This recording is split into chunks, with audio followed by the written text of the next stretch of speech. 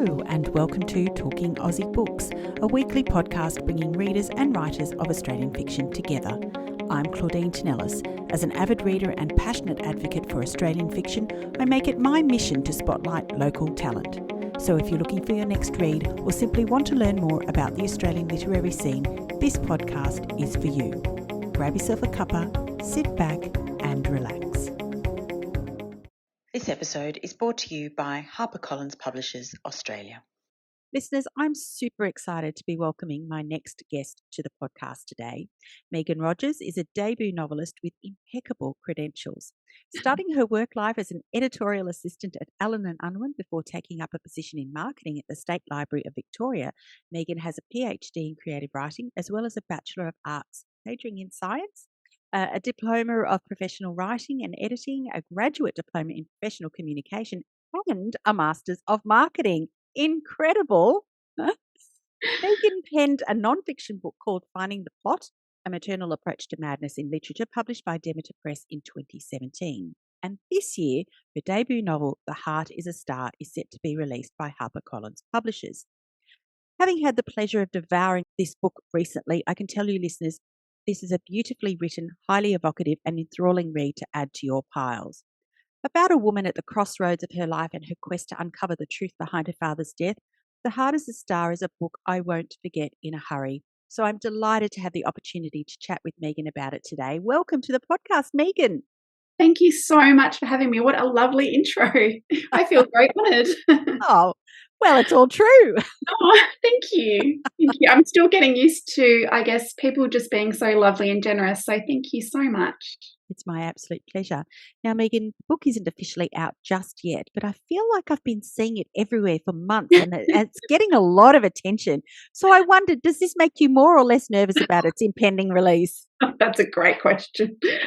I think it makes me both, as this kind of process seems to always do equal amounts of the spectrum. I think it makes me grateful more than excited. I genuinely feel very grateful that people are giving it some airspace and that people are taking time out of their busy lives as well to read it, because everyone's busy. And I also feel really blessed that I have a publisher who believes in it as well and who are willing to kind of share it with people and put their heart behind it as well. But of course, I think especially as a debut novelist, it does make me nervous, because you start to realize that people are actually going to read it. Because when you're writing it, you write in a bubble and it's often quite isolated. And you don't think, well, I didn't think very much about a reader and about it being out in the world, because you don't kind of want to make assumptions, I think, when you're writing. So now that I know that, people are seeing it out and about and are going to read it, I do get very goosebumpy and lots of butterflies in the stomach in the lead up. Oh, well, I'm fairly certain that that's all very normal. Probably. Now, talking about your writing, I wondered if you could talk me through your journey to publication. Had you been working on this novel for a while, and how in the end did you get your book deal? Yeah, great question. So, and it's also, a story that I have loved devouring when other authors have been published. I've loved listening to you and other interviews with authors. So to finally share my story is really surreal and lovely, actually. So this is something that I've wanted since I was about 4 years old. So I used to write in my mum's 1970s herb books and pretend that they were books that I'd published. I think I may have tried to sell a couple, but nobody seemed to want to buy them. And it was something that I never really stopped wanting throughout my life. I was the little girl who entered short story competitions in primary school and in high school. I was fortunate enough to get a poem published at the Melbourne Writers' Festival when I was 16. And I think when I went to that Writers' Festival, it was the first time, I was always one of those kids at school that felt a bit different. And I was quite introverted. And when I went to the Writers' Festival and I was surrounded by readers and writers, it was the first time that I kind of felt like I could breathe and I felt at home and I felt like I'd found my tribe, I guess. It's such a cliche, that saying these days, isn't it? But I think as a 16-year-old girl, it was one of the greatest moments of my life, feeling like I could be myself around people. and what a gift that was and is. So I guess that propelled me into going into doing a Bachelor of Arts Science. So I majored in English literature and doing all of the usual subjects in arts, and then I did science as well, which I loved. And then, I went on and I did the Professional Writing and Editing Diploma at RMIT that so many writers come through, especially in Victoria, which is such a beautiful program, so nurturing and really does set you up with so many of the craft skills. And, I think that for many, many years I didn't trust myself to write a book. I didn't trust my own voice. I didn't have the confidence to start writing a full-length book.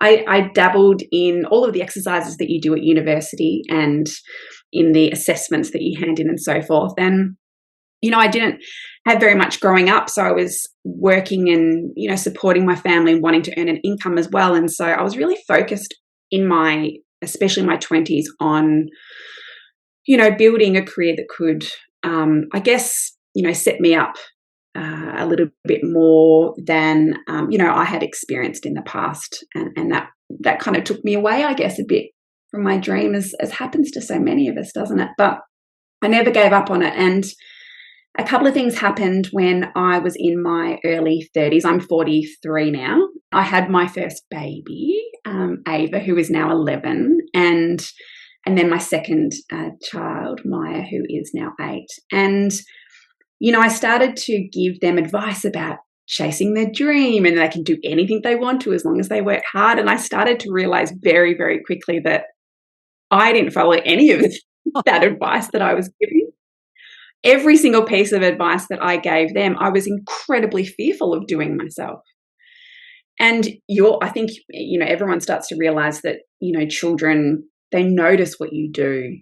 They're little mirrors. And actions, again, another cliche, but it's so true, actions speak so much louder than words. And so I thought, Megan, you've got 2 daughters, and if you're ever going to do this, using them as motivation is a really good idea.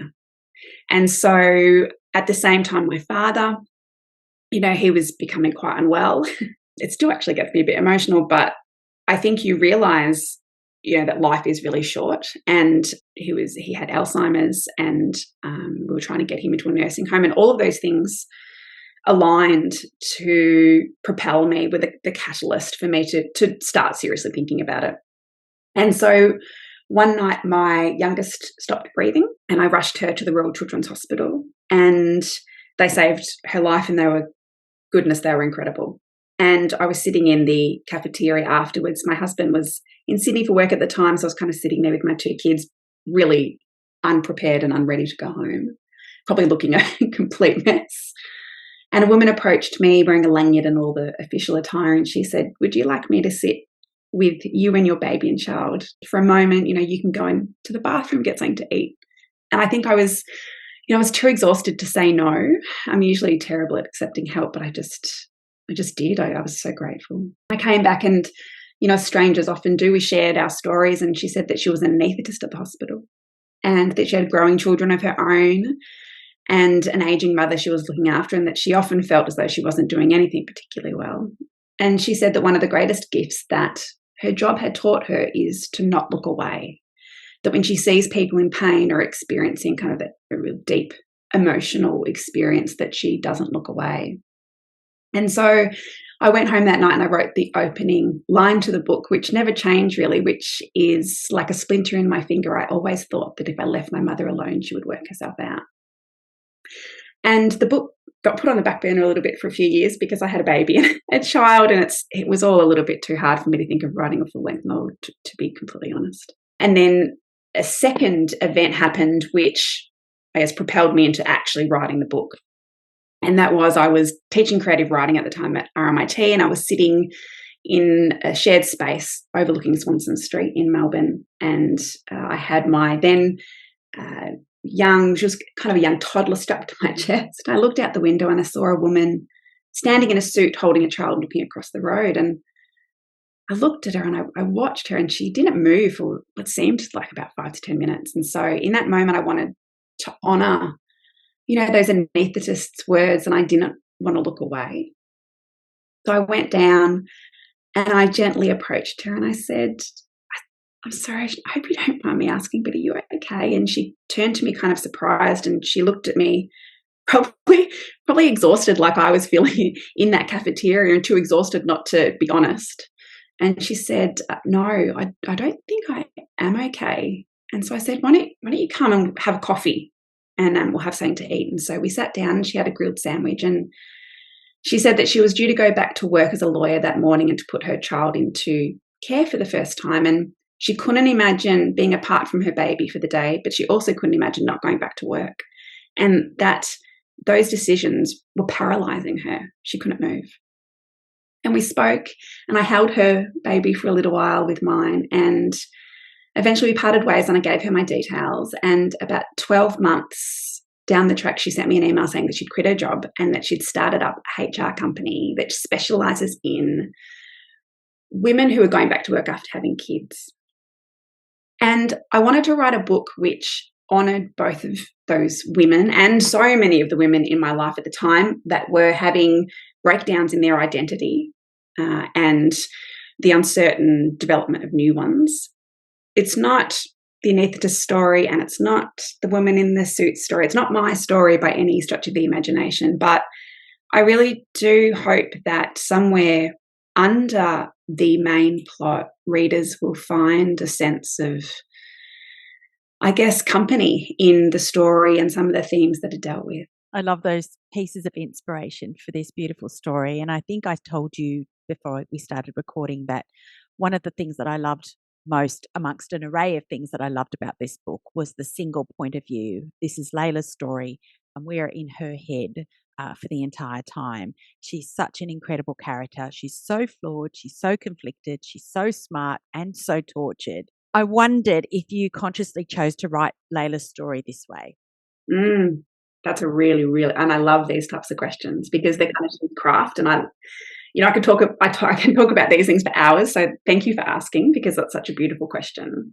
And yeah, that the answer is a resounding capital letters yes to that. I think when authors sit down, they often decide and play with sometimes. How am I going to tell this story? Is it going to be in third person, first person? Is it going to have a single point of view, multiple point of views? Is it going to be in current tense or past tense, and so forth? So there's all these little buttons and levies, that we're pushing and pulling. So I think for me personally, I, at the moment, really love reading books which are probably a little bit more closed in their focus, just so that you can gain a more intimate insight into what's going on. And because I wanted to give voice to a lot of the thoughts and feelings which sometimes I think we silence as women. I think sometimes we're ashamed, and we are shamed to feel them and think them. And so by using first person closed narration in current time, where she's uncovering and discovering things at the same time as the reader, I wanted that journey as well, so that there's a kind of companionship between the reader and her, because they're both, I guess, coming to a new sense of truth at the same time. I think there's a lot of books out there at the moment which are wonderful, which are amazing, and multi-generational, multi-viewpoint, and they serve a wonderful purpose, and readers love them. I guess I wanted to offer something a little bit different, which delved quite deeply into tortured is probably a pretty good word, and I think that many of us feel tortured and ashamed for our decisions and thoughts, even if they're very different to Layla's. We're still up at 3 a.m. thinking about all those thoughts, or ashamed for, desiring and wanting things, whether it's a more balanced lifestyle or more time that we can dedicate to things we really love, rather than, looking after everyone around us. So, those decisions in craft, I guess, allowed me to reinforce the thematic points throughout the novel in a more considered way. Yeah, fantastic. Okay, so I think we've kind of spoken around the story a little bit. So I wondered, for the benefit of those readers who obviously haven't read the book at this point, could you tell us more about the story? Sure. So I guess, we call it the elevator pitch, don't we? But I'll start with that so that, because we always do, don't we? The Heart is a Star is essentially about a woman who races to the west coast of Tasmania to try to stop her mother from killing herself, but in doing so saves her own life. It's really about a woman who has, by all intensive purposes, reached the pinnacle of her career, even though she's had something quite terrible happen in the workplace. On the outside, she has a nice house and she has a good career and she has children and a marriage, and she has all these boxes that we tick in that first part of our lives. We accumulate and we accumulate, and she has all those things. With that, she also has, family that experiences mental illness and addiction and various things. And I won't go into too much of that because I don't want to give away any spoilers, which I'm terrified that I will do one day. But so she races to Tasmania to stop. She really believes that her mother will do it this time. She's threatened for many years. And in doing that, she uncovers a lot of family secrets which have been a big part of the identity that she's created over that first stretch of her life. And she suddenly realizes it's that kind of moment where she's climbed a ladder and climbed a ladder and climbed a ladder, and she's gotten to the top and she's kind of gone, oh my God, I've put the ladder up against the wrong wall. She looks out and she's like, now I know the truth about why I've made these decisions. I've realized that this is not the life that I want. Not only is it not the life I want, but it's actually not who I am. And then you have the kind of journey of going, well, who am I? And what do I want? It's that so many women that I know in their kind of 30s and 40s and 50s and so forth, you can see the look on their face when somebody says, what do you want to do? And they go, I don't really know. So it's that kind of moment. And she definitely experiences a deep, I guess, realization towards the end that brings her to her knees and forces her, I think, to face the myths that have made her. Yeah, absolutely incredible. Over the last several years, Megan, I've read some truly remarkable stories that explore the dichotomy of modern women's lives. And you alluded to it a little bit earlier, the never-ending battle to balance our professional lives with our personal, to have fulfilling, rewarding careers and be mothers to our children, wives to our partners, daughters to our parents, etc. And Layla is certainly no different. As you said, she's at the top of her working career. She's an anaesthetist working under extreme pressure in a hospital, working hard to keep her family financially afloat, exhausted, and yet feeling inadequate all the time. And on top of that, she has a mother who is constantly threatening to kill herself. And I felt the injustice of her situation so deeply. Was this something that you were keen to explore in this story, and why? Again, you've put that really well, and it is that dichotomy. And I think it comes back to that understanding that women contain multitudes. We contain multitudes, but we compartmentalize those multitudes. So often in our identity, we are mothers, and in that role as mother, we are just mothers. So we contain and we put in a box everything else. Every other part of ourselves is put away, similar to when we're wives or we're professionals or we do anything. We're carers for our aging parents or for, friends or family and so forth. So you're right. It was a decision to explore those things. And I also, I come back often to Helen Garner, who's one of, who I really love and who often chastised herself about writing about the domestic. And it certainly was something that was really paralysing to me for many years, because I always knew that was the area I wanted to explore. And for many years, and even probably still, if I'm honest, I often think, there's climate change and there's extreme social injustice and there is all of these things going on, which I often think, goodness, there's more important topics, isn't there, than this domestic sphere that I am exploring. But then, I look around me in my day-to-day life, and that covers all socioeconomic areas. We live and work and go to school in an area which covers such a beautiful, broad spectrum. And, the things that connect us as humans are often these dichotomies in the domestic. So I try to reassure myself, as Helen Garner says, and I listen to interviews with her sometimes where she says, these things are really, really important still.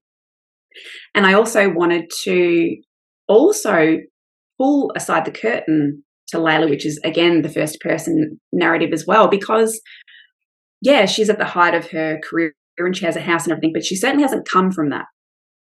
She's experienced her own traumas in a general sense growing up. And I wanted to show that often we don't know someone's history when you see them in a job and they look so successful and they might have, built a career and, they earn money and so forth. But, we don't know where that's come from. We don't know what their childhood was like. We don't know what their current situation's like. And often the smoke and mirrors around that can be, the things which prevent us from really owning our stories and sharing our stories, because there is shame associated, I think, with any of those vulnerabilities that we experience as people that make us who we are as adults. Yeah, so well said. As I mentioned in my introduction, it's clear that Layla is incredibly bright and in a nod to her late father, whom she adored, is intent on pursuing a medical career. And yet for someone so bright, for years, she had no real comprehension of the reasons behind her mother's mental health struggles and possibly didn't even really want to understand, and also had little insight, possibly even was a little naive about her own value and how she allowed others to treat her. I wondered, Megan, if you could tell me a bit more about that and how you managed to get inside Layla's head and explore these different aspects of her character so well. That's a really good observation. It's so interesting because your questions are making me realise things as well, which is lovely because it's that, beautiful symbiotic exchange. But I think if there's one thing that I feel grateful for and lucky to have experienced, even though it is a little bit, I'm not by any stretch of the imagination, I said that before, but old. It took me a long time to have close female friendships because I was busy. I was always busy. And also too, I also wasn't vulnerable with people. And I think that you can only have good friends if you are willing to be a good friend.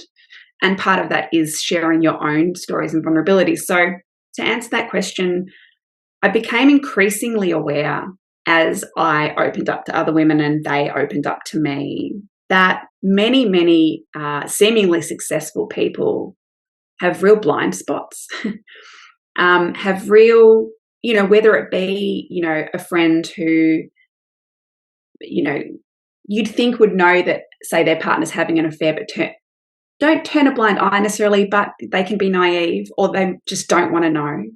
And those things on paper and when we're told seem so strange and silly and incomprehensible. But when you are that person, not that I have been, but if you are that person or you're experiencing something similar to that, like you maybe don't see your parents for who they really are, yet everyone else can, or a boyfriend who treats you badly, or, a friendship which is maybe a bit toxic and so forth, we justify, and in psychology, they call it reducing cognitive dissonance, where there is this dissonance happening that we might or might not be completely aware of. And we tell ourselves these stories to reduce that dissonance. So we just go, oh, he doesn't do it all the time, or, he means well and he's damaged and, he really does love me, or my parents did the best they could. And so you turn a blind eye to maybe some of the things that happened in your childhood. And sometimes I think we repress a lot of stuff that happens, whether that be in our families or in our intimate relationships as we're growing up. And so many of the women around me, as I started to develop these beautiful friendships with women, I started to realize that, gosh, don't we all have our blind spots? That really, if any of us are honest, I don't think many of us are immune to it. We can have PhDs, we can be at the top of our game, and we can be super self-aware and emotionally intelligent. But sometimes I think everyone has something, whether it be a relationship with a parent or a sibling or something, that we just want it. We want it so badly to be something that it's not. We want it to be better, or we want it to be okay. We want ourselves to be okay. And because we want that so bad, we're willing to put a little bit of a veil over it to maybe pretend that it's something that it's not. Yeah. Oh, so well said. So do you think that Layla's an unreliable narrator? Oh, that's a good one. And it's so funny because, like when you teach creative writing, when you talk about writing, it's such a common theme, isn't it? But it's actually not something that I've thought about. Wow, yeah, okay. That's so interesting. Do I think Layla is an unreliable narrator? Yeah, I do. And I do only because, and I think that maybe every single first person narration in the beginning, if it's a story which tracks a journey, which I guess most stories are, aren't they? But especially if it's personal and intimate and you're tracking the journey and the changes, of a person and their belief system about themselves and so forth. If you're tracking a character's change, then I think that if you're only viewing it through their eyes, then the information they provide you as individuals is unreliable because they can only supply you with the information they have, so we don't know what we don't know. I think as an author, the fun bit is the foreshadowing and the peppering little bits and pieces through the beginning and the middle through other characters and through observation that you can get in there in little tricky ways that I guess circumnavigate that isolated viewpoint. That's the kind of fun bit. And it's also the way I guess that you put in little prompts that make people go, oh, actually, and then you go back and then you kind of reread little bits and you go, oh yeah, okay, I kind of get the interwovenness of that now. But that's a really good question. So I would say, yeah, I think she is unreliable, and I think that as an author, you're doing your job if they are in the beginning, because it's that famous line about our job as authors is to put a character up a tree and then get them down. If those characters don't know how they got up there and don't know how they're going to get down, then any information they give you is going to be pretty faulty. Yeah, absolutely. So very interesting. Now, I didn't know the whole background to the anaesthetist that you encountered in the hospital when your child, Yeah. when your daughter was sick. But I kind of felt that the fact that you made Layla an anaesthetist was no accident. No. Right? Yeah. Again, that's interesting because I do have that backstory, but we encounter so many people in so many professions, and we don't have to choose those. So coming back to that idea of turning a blind eye and putting veils over things to reduce that dissonance in our perception. I'm a big believer and lover of metaphor. Not too heavy-handed. I mean, you've got to be heavy-handed enough so that people go, oh, this is something that means something else. I love good metaphor, and I often kind of say to people, it's like any good, movie or book where you can just read through it, and if you don't have to, you can just read as a story. You don't have to look any further. But if you're a reader who likes to, if you want to look up the meanings behind characters' names, or even the location that I've chosen, even the name of that fictional location, Port Jericho. Jericho is chosen for a reason. So there are lots of little things in there, like the poem that Layla's mum reads in a particular scene has a lot of Sylvia Plath's imagery in it. Now, if you read that poem and you dissect it, there's a lot of little secret images in there as well. So I like, it's fun, it's like a little treasure hunt. So I chose Layla to be an anaesthetist because I wanted her to be numbing herself.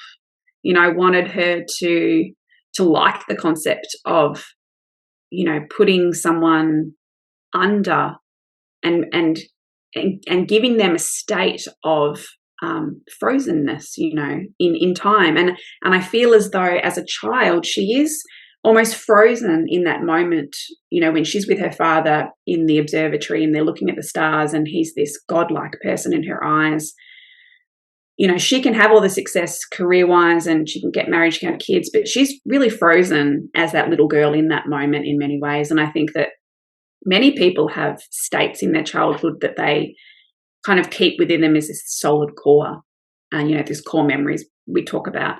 And so I wanted her to be numbing herself to anything which questioned or, I guess, shed light upon anything that she had experienced which may not be entirely true. Now, as a person who studied science and who has an interest in astronomy, I guess it was no surprise that astronomy was a theme that ran through the narrative of this book. Tell me more about this interest and why it was important to Layla's story. I love science. I can tell. Such a geek. And I just, one of the things I love about writing novels is, I never, even though I loved studying science and maths too, I love maths, which, maybe I'll bring more into another book, but I didn't want to ever work in that field, but I just love it. So writing novels allows me to explore areas and themes, go down the rabbit hole of research that I love without necessarily working in those areas. So it's to me, it's so exciting in that way. And so I think I love science because for me, it's magic. It's just magic, and everything in our world that we think of as magical, everything that we think of as writers and humans that have been the muse for us for eons, that have inspired poetry and writing and art in all its forms. Things like rainbows and sunsets and the stars and the beach and waves, all of these things, the science, yeah? Love, sex, all of these things have a scientific element to them. And I think often we separate the science and the arts, but for me, they've never been separate. For me, they're one and the same thing. It's just awe.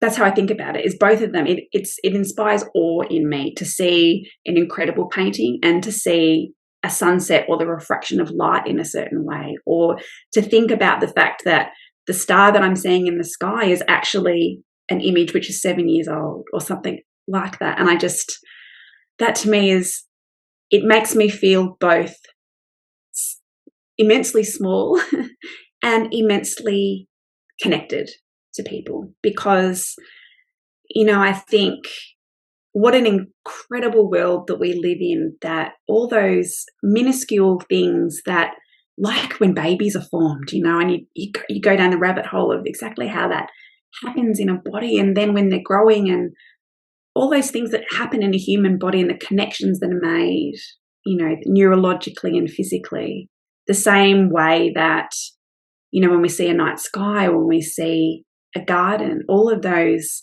connections and interconnectedness are happening before us. And so for me, those observations, whether it be astronomical or mathematical or anything like that, are really no different from if I was talking about a painting, which I do. I talk about painting in a little bit.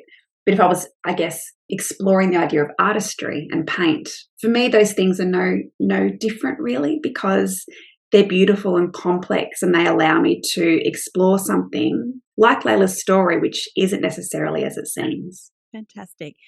Now, as evidence of your very great interest in science, Layla asks her father at some point how a rocket works, and he does a little experiment, and that experiment you replicated on Instagram one day, which I happened to see. I can't see that. I know.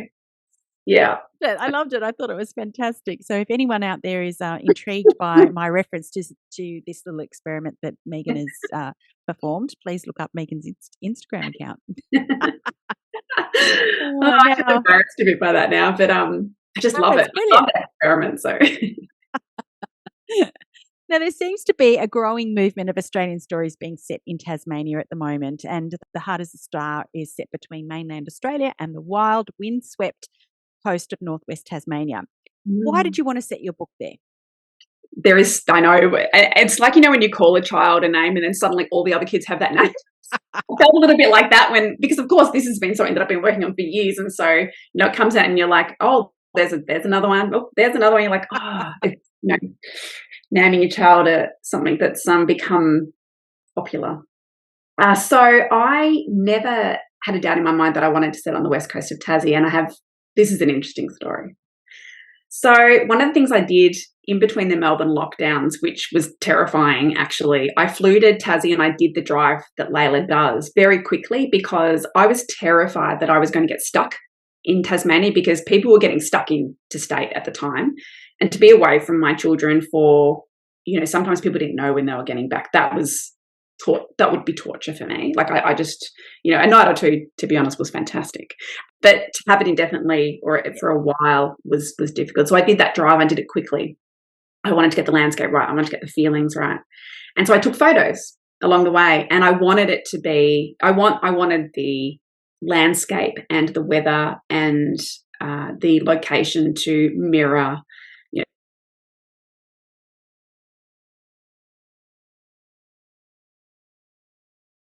Hello? Hello?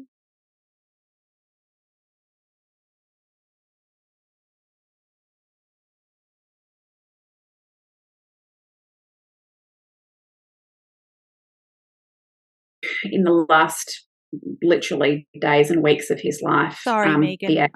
I'm sorry. I'm going to have to interrupt you. I lost you for about 30 seconds there.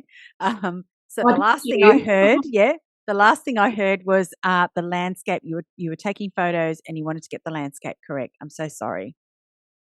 I don't No, know what that's happened there. okay. No, that's okay. Can you hear me now? Is it all good? Yeah. You're back now. Yep. I suspect it was at my end. There was some interruption, Oh, so I that's okay. apologize. Just let me know. It's all good. It's all good. So yeah, I was very drawn to the West Coast, and I wanted to use a landscape and a weather pattern, which I could use to do a bit of foreshadowing and to represent themes in the book, to be moody and all those types of things. And I was really drawn to that space. So when I did the drive, I took, lots of photos, and, my father was really unwell at the time and almost nonverbal. And I wanted to take the time to do family ancestry investigation. And so a good friend of mine, Simon, is a genealogist. And so we were doing my family tree at the same time. And for my whole life, I had thought that my grandfather and my relatives were born in Camberwell in Melbourne, and quite, I guess, close to where my dad grew up at the time.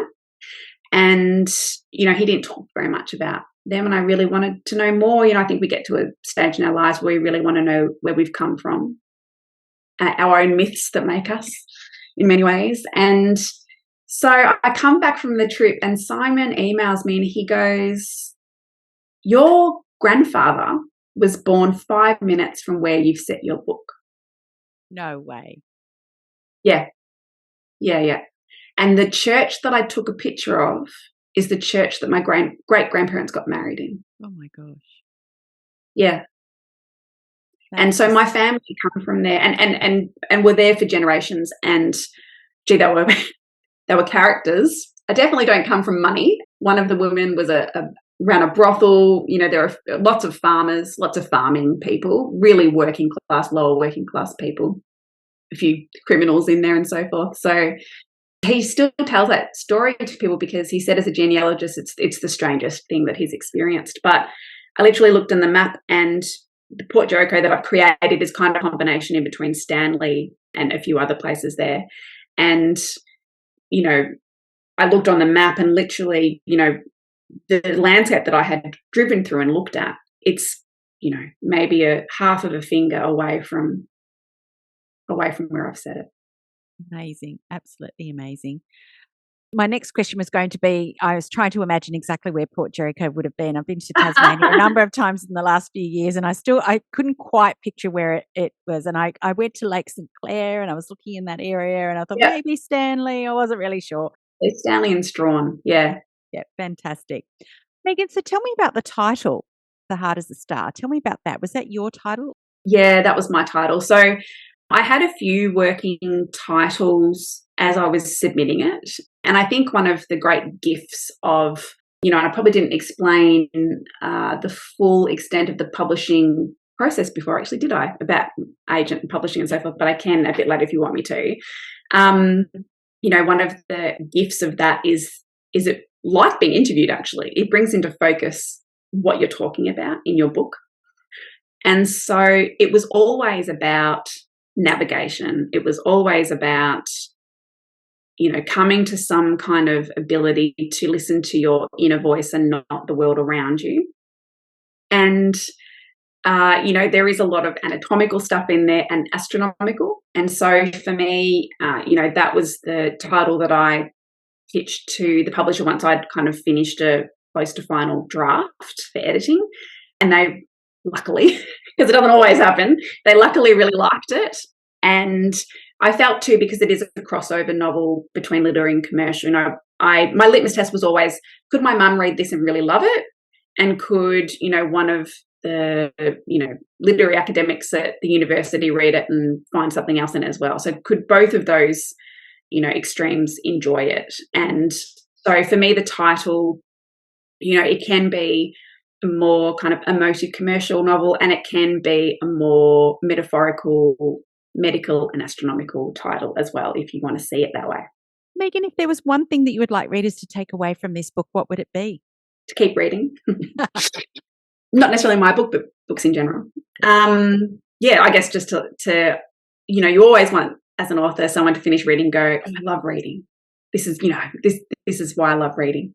That's not, I guess, necessarily about the story per se, but about just, I just love books. They've always been my company. They've always been my saving grace many times. So I guess I'd love for people to close the last page and kind of go, enjoy the process of reading, just devouring a book. And then I'd also, I guess, like them to think about, ways in which maybe their own identities have been created in their lives, and whether that has, I guess, mirrored who they are as people, and whether there is in their second part of their life or somewhere along those lines, we all hope, a way to live a really authentic life aligned with what we really want rather than what all the people around us want. Yeah. Takes bravery though, doesn't it? It does. Oh, yeah. And look, I mean, I need to take some leaves out of Layla's books probably many times where she comes to at the end. I'm certainly pretty far from an expert, but, I think we all try, don't we? We try and Pema Chodron, who I adore, has that saying where you fail again, you fail better. And, maybe part of it is just the sincere desire to want it, not necessarily getting it right. So, Megan, what's next? You working on something else? I am. I'm pretty ensconced in the next one. I've learned about myself that I'm better when I'm writing, better for everyone around me. I have quite an active interior world in my head, and it is much better when I'm pointing that towards a novel rather than myself, or overthinking or worrying about things. So I'm pointing that squarely at the next novel and just loving it. I think people said to me along the way, sometimes it does happen that people write a book and go into the publishing and getting it out there, and they realize, oh, actually, maybe this is not really what I want to do with my life, which is totally understandable. But for me, on every single level, it reinforced just how much in my bones I love writing. So the fact that I can even think about doing that is, one of the greatest privileges, I think, of my life. So, Megan, given your experiences to date, do you have any tips for aspiring authors who listen to this podcast? It's the $1 million question, isn't it? I think that people often talk about, their own processes, and rightfully so, because I think a lot of that information is useful. But I think that if you really want it, if you are really, really hungry, you just need to, I think, you just need to, it sounds easy, doesn't it? It's not. But, filtering, as you do feedback on your work, filtering people's processes and ideas and approaches, and finding something that works for you, because there is absolutely no right or wrong. I don't think there can be or could be. So I think if you can find a process which works for you, and it doesn't matter if you are, often I think we listen to other writers who get up at 5 and they'll write for 4 hours and they'll do this, and you shame yourself into going, oh God, I'm not doing that enough. I'm not disciplined enough. My reality is I couldn't do that. My reality is that I have kids and I work, and a lot of the writing that I did was in the car at school pickup, or it was in between meetings, or it was at 3 a.m. when I got up and then went back to bed, or, whenever it was. That's what worked for me because it's what I could manage. And so I think the more that you can just honour yourself and go, you know what, my process is okay. It's not perfect, and it's not Hemingway, and it's not all of these things, but if you can really embrace it and be kind of unapologetic about it and keep to it, so that you can learn to trust yourself, then you learn to trust your process. That, I think, will keep you in pretty good stead. Yeah, thanks so much for sharing. Wonderful advice. Megan, I loved The Heart is a Star, and I have no doubt it will find its abundant readers in due course. I wish you every success with this book and for the next one. Thank you so very much for joining me on Talking Aussie Books today. It's been my absolute pleasure. Thank you. That's a wrap, folks. If you enjoyed this podcast episode, please drop me a line via my webpage at claudinetinellis.com, via Instagram, Facebook or Twitter. Alternatively, consider leaving a review on Apple Podcasts, Spotify or Google Podcasts. Until next time, happy reading!